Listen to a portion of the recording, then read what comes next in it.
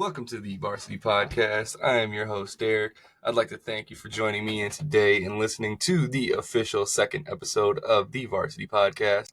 With that being said, we're going to get right into this episode. I got a lot of things to talk about. I'm going to be talking about the NFL, NHL, also hitting on a little bit of my favorite league in hockey, the ECHL, and my Toledo Walleye. But with that being said, let's get right into it. Thank you again for joining me. I am your host, Derrick. You're going to see my pretty face all day today. I know you guys will love that. I know you ain't got to tell me. Thank you. But with that being said, well, first off to start, I hope you guys have a great Easter if you guys choose to celebrate. If not, I hope you have a great day in general. Always spreading the positivity. I got plans with my family later, so I will for sure be enjoying the holiday, also enjoying the weekend. It has been a great weekend so far. But yeah, with that being said, let's get right into our first segment today, and that is the NFL banning the hip drop tackle and also the new kickoff rule. Now, I'm still researching the NFL kickoff rule a little bit. I have a vague understanding of it, but I do know the hip drop tackle has officially been banned, and it seems like it has gotten some backlash. Now, however you feel on the hip drop tackle, please leave your opinion down below. I would love to hear from everybody, all different types of fans in the league. But me personally, I think it's just, I can see why they're doing it because definitely has been some injuries with people doing the hip drop tackle, definitely messed up some ankles or some knees, some pretty bad injuries that you're trying to prevent. But then at the same time, there's been a constant problem in the NFL of like them changing things and the players not liking it. And I remember even seeing the NFLPA was like protesting it in a way. Like they came out and made a statement that they were not going to support the ban of the hip drop tackle and were kind of rebelling against it. But unfortunately, at least for them, it went through. And then I know a lot of players kind of voiced their opinions online on Twitter or X and multiple other social medias, whatever you want to call them, voice their opinion on it. And it was not positive. It was not. A lot of people did not, a lot of players did not like it. I think fans are kind of mixed on it from what I've heard. Some of them are like, it's making the game softer. Like, they're worried about the wrong things, which at least worried about the wrong things I can agree on, especially like one thing I seen where it's like ban the hip drop tackle, but not make the playing surface better. Obviously, we all know about Washington, how many knee injuries have happened there, and even like the New York Giants and Jet Stadium, how that turf is just terrible. So a lot of people are like, yeah, worry about the mechanics of the game that were honestly kind of fine and not worry about the playing surface we have to play on that has messed up many athletes' knees, which I can agree on in a sense. But yeah, time for my opinion on it really. My opinion is I can see both arguments on it. One, for the older crowd or just some people in general, they're making the game softer and they're changing just the whole game of football where it's not for the better. I can kind of agree with that because it just seems like every year the NFL is almost making it harder to tackle, like in general, just making it hard to tackle where it's like you're literally just going to touch a guy and get penalized. Like just literally touch him with like just a finger and get penalized. I can kind of agree on that. But then at the same time, I'm also looking at the other side and I'm like, I could see it for like player safety and stuff like that. But when your NFLPA and players are voicing their dislike about it, and it's not one of them things where like the players are like, oh yeah, thank you for finally doing this. Like, I don't know. I don't know. It's a bad look, I think, because it's like you're doing stuff that the players do not want you to do that most of your prominent players have not complained about, I guess, and not focusing on the things that you should be focusing on, which is obviously changing up some of the fields to then prevent the knee injuries for bad playing surfaces. Because It's like, you know how many players have to play on that surface all the time? Like, it's just, I mean, let's just, like I said, look at Washington Stadium. Like, how many players have hurt their knees there or had like almost career altering injuries? Like, I don't know. I think the new hip drop tackle, my opinion, I'm not a big fan of it because at this point, like, you're just not even going to be able to tackle guys, like, without getting penalized. So it's just like, is the defense even going to be, like, able to actually do anything to try to stop the offense? You know, like, or are they just going to be in the back of their head, like, I got to make sure I don't tackle this guy wrong so that way I don't get penalized. Like, and then someone also mentioned that I kind of like that aspect. Um, they're like, I think I heard Pat McAfee talking about this. He was like, how is the ref gonna distinguish a hip drop tackle from like a different way of tackling? Like, so now the ref has to determine if that was a hip drop tackle or not. And I feel like it's gonna be rough to start, like trying to be like, oh, you can't do that, or ref's gonna make a bad call and call it a hip drop tackle when it might not be. You know how that always goes in the NFL. There's always some controversy with some penalty call. I definitely think that's gonna be. I think it's gonna be tough in the beginning of the year, but I mean, as I always say, we're just gonna have to see how it goes. It could play a big part in defense, or it could just be something that really doesn't play a part and we just kind of forget. But from what I've seen online, at least I've seen players posting about it, not seeming too happy about it. They're like, you're worried about the wrong things. And fans are kind of like, all right, you're just making the game suck now. So that's that on the hip drop tackle. Now on to the next thing I wanted to talk about with the NFL is the new kickoff rules. Now, as far as I know, I could be wrong about this. So, don't bash me. I haven't fully looked into this one yet, but I've seen some stuff. They're saying it's like the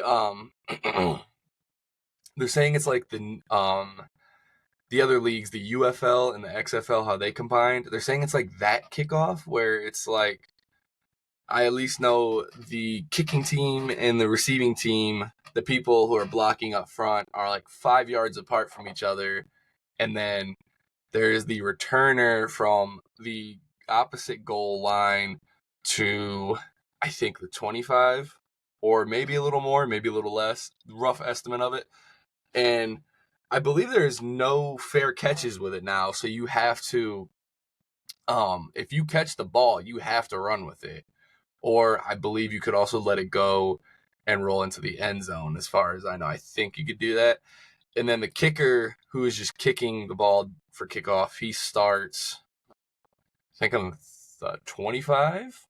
I want to say roughly something like that, where it's like the kicker's way down here, the returner has from like the end zone to a certain amount, and then the two teams are like here in the middle, 5 yards apart, trying to block each other.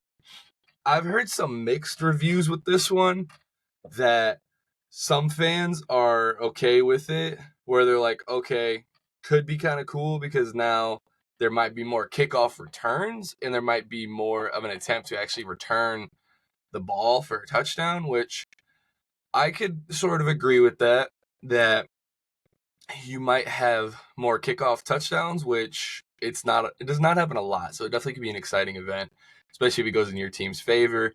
But then I also feel like if it's going against your team, you're not going to like this rule, because then you're like, it's just making it easier for them. Like, I know I am probably going to run into this scenario watching the Browns this year, because let's be real, it's the Browns. We all know how their games can go at times. But yeah, I feel like this one I'm not crazy about it, because it's just like, again, changing the game a lot, like from what we're kind of used to seeing. It's not like little minor changes. Like, this is a big change. Like, how long has the kickoff been the way it's been for as long as we've known it, or at least since I got into football when I was young? That's just how kickoff has always been. So it's definitely going to be different. I don't mind a good, kickoff return touchdown.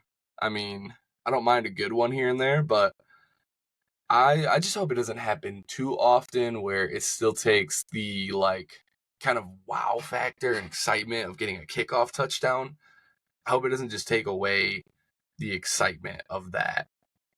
I think it's good for the game to evolve and try things, but you hope it's not gonna like ruin the game in a way. I don't think it will, but But I mean, yeah, I've seen kind of mixed reviews on this one. Not as bad as the hip drop tackle, where most people are just like, I don't like this. Like the NFL kickoff, people are like, they don't like it, or some people are like, okay, I'm kind of open to it, kind of see what happens.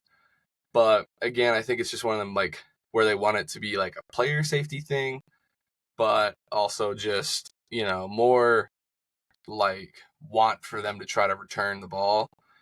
I don't know. That one's definitely going to be an interesting one. I think that it's definitely going to take something that's going to get used to.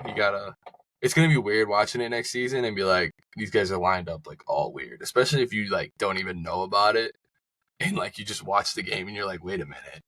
You're like, when did this happen? But I think it can definitely be exciting. I'm looking forward to seeing the new stuff and how it's going to play out. But yeah, that is what I have for the NFL. Only other little NFL news I have that I'll plug is more of like a Browns thing, but I mean, a lot of people will probably be happy about this, but Nick Chubb, he is officially about to start doing football activities. So in a sense, just kind of like footwork and running and stuff like that to get his knee back into conditioning and all that, which is good. That is amazing. Even if you were not a Browns fan, just to see that he is still up and moving. And it looks like he will be able to come back for the start of the next season. So as a Browns fan, I'm really happy for that. Definitely missed Nick Chubb last year at certain points in the season. We were like, we need this guy back. But yeah, he is. I think they said these next 3 months and stuff like that is going to determine whether he will be available for opening week for the Browns, the first game. Do I think he will be?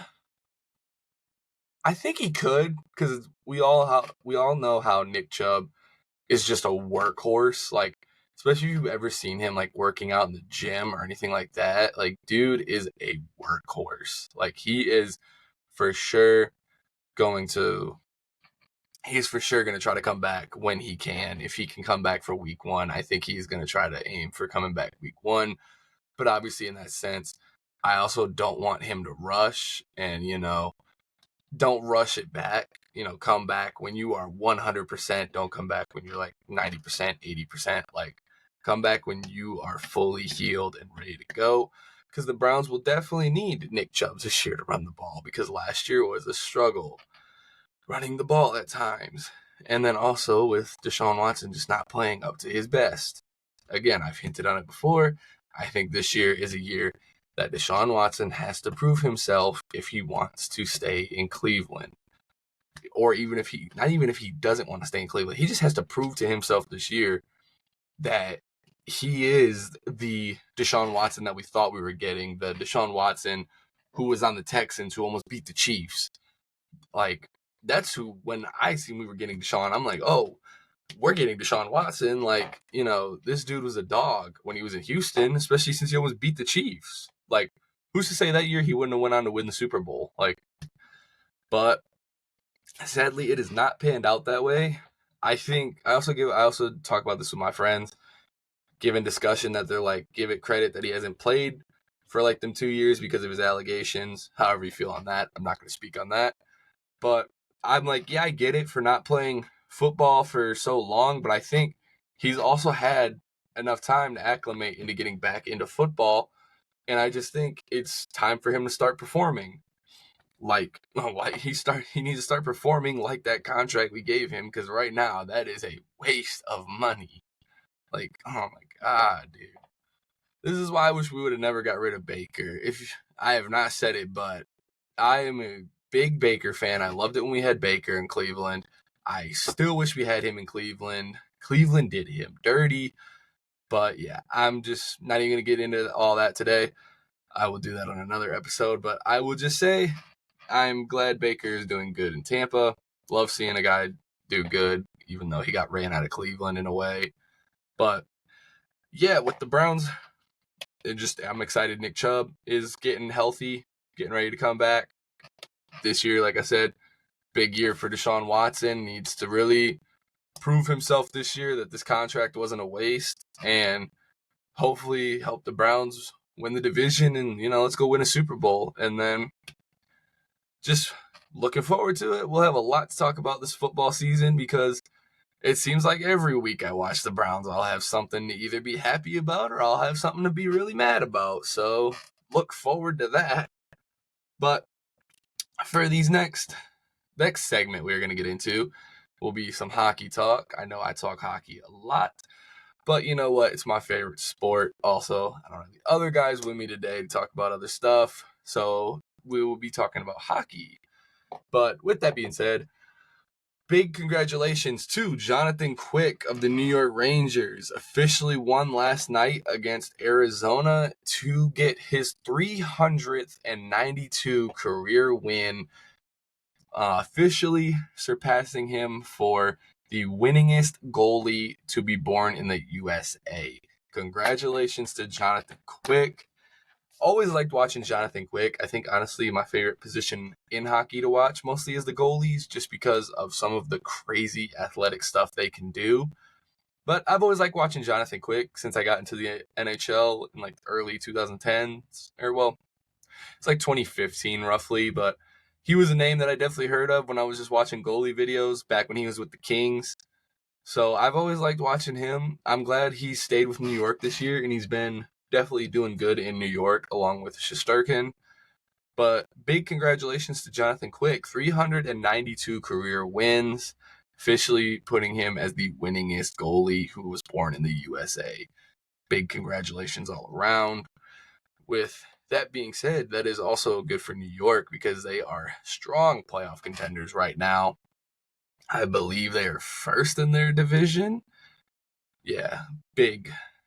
Definitely going to be a good playoff run for them. I know when my team, the Tampa Bay Lightning, played them, it was a tough 7-game series. And to go into MSG, go into their home barn and play, that is a tough place to play. You cannot get behind. I remember last year's playoffs watching Tampa Bay, or no, not last year's, the year before that, which was the year that Vegas won the cup. Or no, it was the year Colorado won the cup. My bad. The year Colorado won the cup, whatever season that was, I'm not good at math, but whatever. That was a 7-game series, and I remember watching that, and literally when we would go to New York, I was like, this is going to be a fight. That New York crowd gets feisty. They get into the game.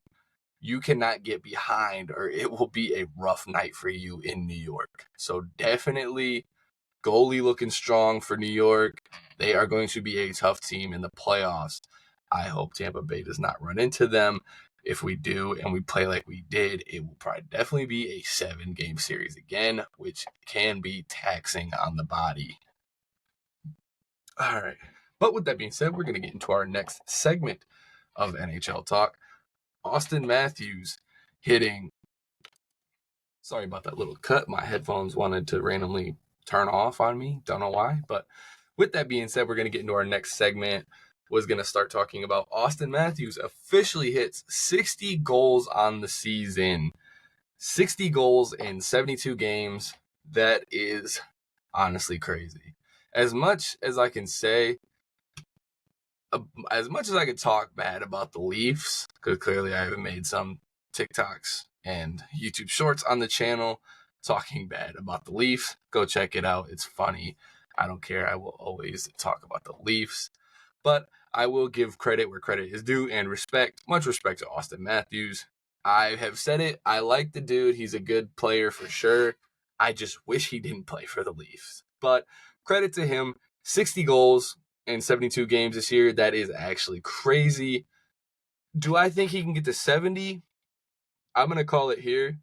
At the rate that he is playing, if he doesn't get to 70, I bet you he's at least going to get over 65 or at least really close to 60 or really close to 70. I could definitely see Matthews doing it. He is on a hot streak right now. Dude is doing good. So, hot take right there. I can see Austin Matthews getting close to 70 goals if he does not he will at least get over 65 or 65. Hot take right there. Come at me in the comments for whatever, my opinion. But, Leafs fans, just hopefully you don't choke in the playoffs in the first round again. No, I can't talk. Tampa Bay lost to them in the playoffs last year in the first round. Dude, that was pain, honestly. When we lost to y'all in the first round, I was like, are you serious? Like, Toronto's finally going to get past the first round. And of course, it has to be my team. Like, I've always had that embarrassment with Tampa when stuff like that happens because I was also a Tampa fan. When we lost in 2019 in the first round to Columbus Blue Jackets when they were the wild card seed. And we didn't just lose that series. We got embarrassed. But went on to win 2 cups after that. Can't complain. So I thought about it. I was like, okay, maybe we lost Toronto in the first round this year. Maybe that means another 2 cups are coming to Tampa Bay. Going to go back to Champa Bay. Cringe, I know. But we'll see what happens. But I definitely think it's going to be a tough playoff for Tampa Bay. But the hint on them, they are still in that first wild card spot. Honestly, chasing Toronto because they're honestly chasing Toronto. I think Toronto has 92 points. I think. Let me double check this. I think Toronto has 92 points. And Tampa is sitting at like 89 in the division. Let me just double check real here. Yeah, we're currently at 89 points, and Toronto is at 93. Toronto is winners of their last 2, I believe, and Tampa, their last 10 is like 8-1-1. So we're finishing out the season really hot right now. So hopefully we can keep it up, and if so, we can actually catch Toronto. And we actually have 2 games against Toronto coming up. I think we play them on our last game of the year on our home ice, and then we also play Toronto I think it's Wednesday night in Toronto. Definitely going to be a tough one, but if we can get the win against them, that'll definitely get us closer to getting out of the wild card and getting into the top 3 in the division, and we wouldn't even be in a wild card spot then. But it is definitely going to be close. Like I said, we're at 89. They're at 93. I mean, we got Detroit on Monday, get that win, and then beat Toronto as well. Hopefully, maybe Toronto loses if they play a game before us. I don't know. I could see Tampa coming for number 3 in the division and then being out of the wild card. Although, but honestly, if we take the wild card, that's okay because Tampa has been on a hot streak to end this month. Like, everybody has been performing and stepping up to the plate and swinging for the fences. So, yeah, I'm not even going to be biased. I could see Tampa catching up to that spot. And then surprisingly, actually, Washington is officially out of that second wild card spot because they were there for a minute, and they're actually number 3 in their division now. They are tied with Philly, but honestly, Washington has been a surprise how they've just kind of slowly crept up and snuck in to that wild card spot, and now number 3 in the division, tied with Philly at 3rd and 4th. But they've been sneaky getting in there. I think, honestly, I think the team that's going to sneak into that last wild card spot, at least in our conference, behind Tampa Bay, if Tampa doesn't get into that 3rd spot in the division, I honestly think Detroit is going to sneak in. I know they have not been doing great lately, especially since they put that jersey sponsor patch on. Ironically, it was for a garbage company, and when they put that on, they went like 0-8 playing like garbage. So I think maybe that's a sign. Take it off. You want to make the playoffs, take that jersey patch off, and maybe you'll go back to playing hot again. But I think Detroit sneaks into that last spot. I know some people are thinking Washington or the Islanders. If Washington can stay 3rd in their division, then I would say probably Detroit sneaks in. If Philly gets back in that 3rd spot, then I would probably say Washington will get that last wild card spot. But the playoff race it's getting hot. It's getting hot, and you got to perform. If you can't perform, got to get out. Can't do it.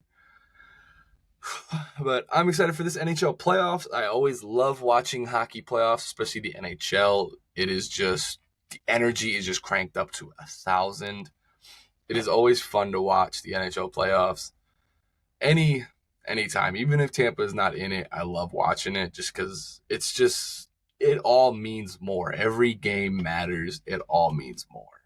You have to perform every night you're out there. But just to kind of wrap up some NHL stuff, just wanted to go over the league leaders and stuff like that. So right now, leading the league in points is Nathan MacKinnon. No surprise there. He is at 127. Kucherov in second with 126. And Connor McDavid at third with 125. It is mainly right now going between the top three because fourth place is Panarin with 107. Still solid season. But at least the points race is between MacKinnon, Kucherov, and McDavid. They are all literally 127, 126, 125.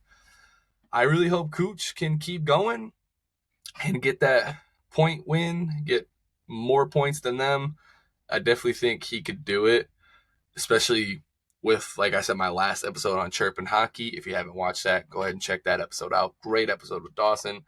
As I said, I can see Kucherov, trying to get the point record, or not the point record, but winning the points race, like just quietly and casually like he does when he plays. I could see him trying.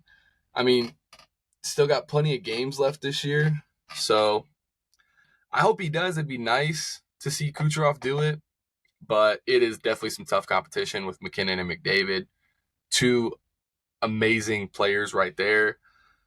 And then to move on, leading the league in goals, no surprise here. Austin Matthews with 60, Zach Hyman second with 52, and Sam Reinhart with 51.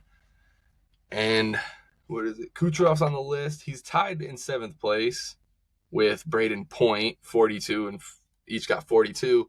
Honestly, that's one thing that I think doesn't get talked about enough is how underrated Braden Point actually is. Like, I never see him get talked about much. And he's quietly just put up like a 40-goal season.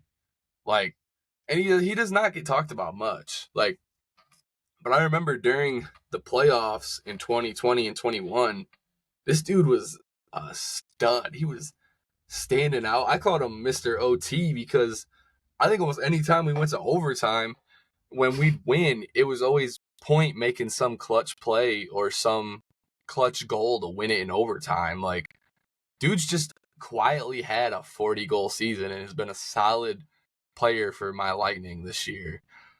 But let me stop chirping on my own team because everyone's going to start coming for me in the comments. But hey, I'm going to always talk about my team.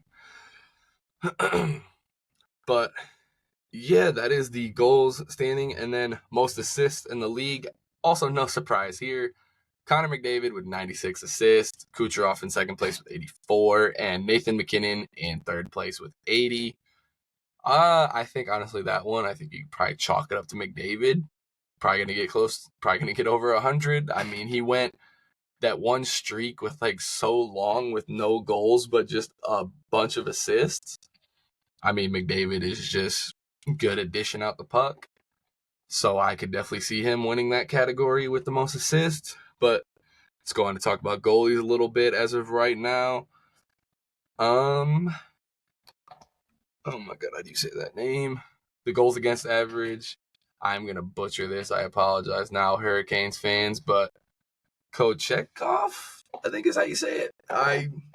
Sorry, I'm going to butcher that. Sorry, Carolina fans. But also congrats to you because your goalie is leading the league in the GAA with a 2.38. Bobrovsky in second with a 2.40, and Joey Decord with a 2.42. Carolina, also pretty good team this year. I remember playing them a few times in the playoffs, but, see what they do, because they can also sometimes they can be super good and not get to the ECF, or they will choke in the ECF. Sorry, but I'm going to chirp a little bit. Save percentage, number one is Connor Hellebuck. No surprise there. He has honestly been really good this year for Winnipeg, although got to see what they'll do in the playoffs because they do not have a good track record in the playoffs either. And most shutouts, Connor Ingram of the Coyotes, also tied with first with Tristan Jarry with 6. They both are at 6. Yeah, that's a kind of surprise one. Honestly, the only thing I've heard about the Coyotes was recently they actually broke Nashville's point streak, which was a big deal because Nashville, ever since they canceled that U2 concert for poor performance, they have been going crazy. Like, just going crazy. Um, what was it? It was like 15 straight wins or something like that. Like 50. I know they had like a long point streak of winning, but they were just going crazy.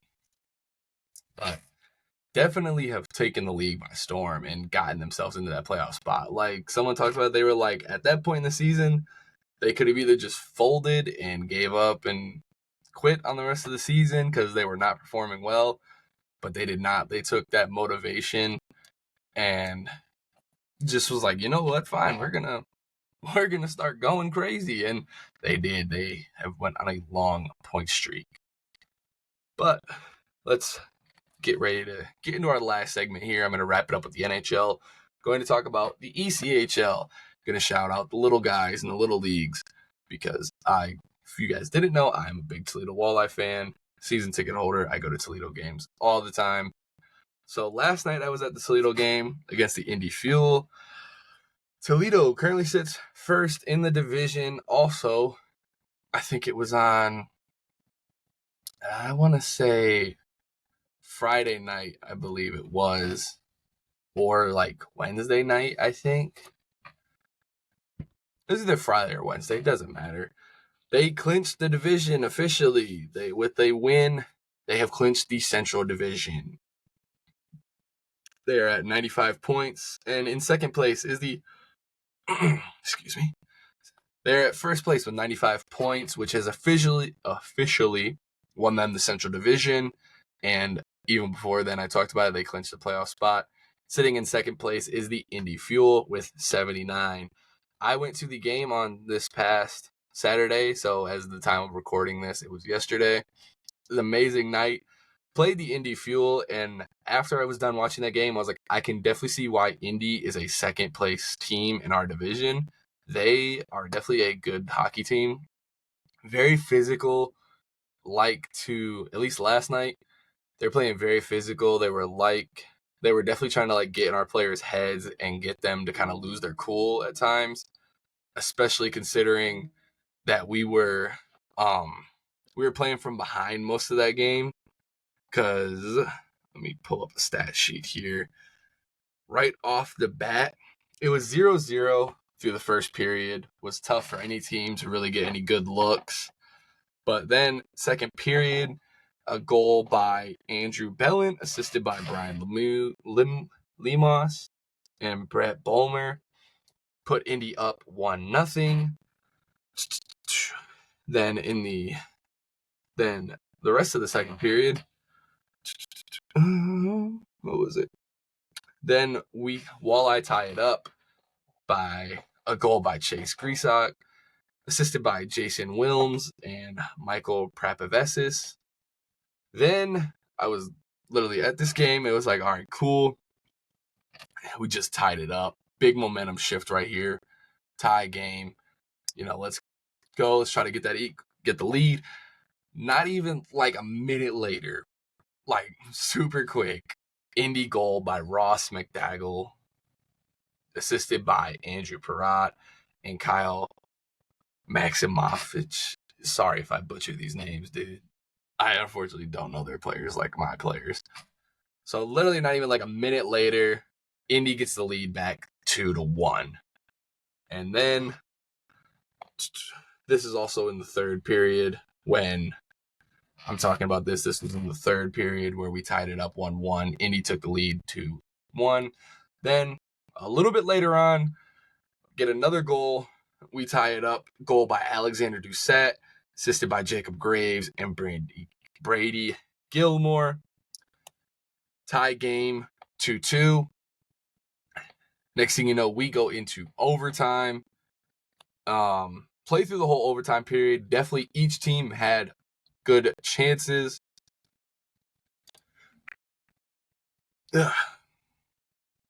Sorry, I thought I had to sneeze, and I did not want to sneeze into the mic there. Going overtime, each team had good chances to get pucks on net. Goalies on both sides were just going crazy, making saves and giving their team a chance.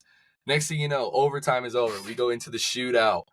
We are up first to shoot, and we get a goal by our star player, Brandon Hawkins. And then they get their shootout attempt. John Letherman saves it. Next up, we got another shooter on our side. Shootout goal by Oren Centazzo. Now, right here, clutch situation. We need to get a save by the big man, John Letherman. What does he do? He comes in clutch and gets the save, and the Walleye win it in a shootout 3-2. Really fun game to be at. I was able to sit second row on the glass, and then some lady up in front of us left midway and said, if you guys want, you can scoot up, go ahead. So it was awesome. We got to sit first row on the glass to watch this all unfold. It was an amazing night. I am definitely looking forward to some playoff games. Hopefully I will be able to make it to some. I won't be able to make it to the opening ones, unfortunately, because I will be on a cruise in Florida. I know, how could I say unfortunately when I'm on a cruise, but trust me, I love playoff hockey, especially to be there and watch playoff hockey. It is amazing. So I'm hoping, please, Toledo, make it farther than the first round so I can come to some playoff games, and let's go win the Kelly Cup. Please, let's go win the Kelly Cup. I would love to. Let me guys update you real quick on the league leaders in stats for the ECHL. Currently, right now, Brandon Hawkins leads the league in points with 86, 37 goals, and 49 assists. He is also tied the Walleye franchise record for most points in a season with 86. He literally just needs one more point to get the points record. I was hoping he would do it last night, but he was not able to. Fortunately, was not able to at the game that I was going to be at. And then I know he also leads the league in goals with 37. And then assists, he doesn't lead the league in assists. That is, I believe, Jake Duggan of the Fort Wayne Comets, Toledo's rival. So, forget those dudes. But it's all right. But yeah, I think at least stat-wise, that's all I got for you for the ECHL. But with that being said, I'm probably going to wrap it up. I hope you guys have a good Easter again, if you choose to celebrate. If not, I hope you have a good day anyway. Always love to spread the positivity. I'm going to get ready to go chill and then go celebrate Easter with my family. We're going to go out to dinner. But yeah, with that being said, to wrap up, if you guys would, if you don't mind, I would appreciate it. If you want to become a varsity athlete, go ahead and subscribe down below. Hit the bell to get notified when I upload videos or shorts. Go ahead and leave a comment, leave a comment of what do you think of my takes today. And then also go check out the other links on our channel to our Spotify and TikTok. Also, we are officially in the YouTube Music app now. If you use that, go to the podcast section and you search the Varsity Podcast, you'll be able to find us there. But with that being said, guys, I hope you guys have a great day. Thank you for tuning in. I'm your host, Derrick, and you are listening to the Varsity Podcast.